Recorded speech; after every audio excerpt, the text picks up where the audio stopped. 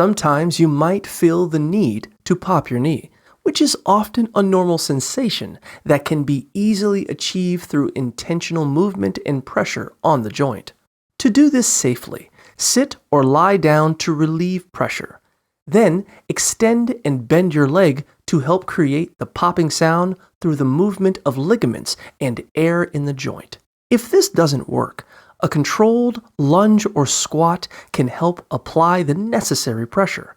However, if cracking your knee is accompanied by pain or discomfort, it's essential to consult a doctor, as it could indicate underlying issues like cartilage wear, meniscus tears, or arthritis. In such cases, treatment options may include medication, physical therapy, or even surgery.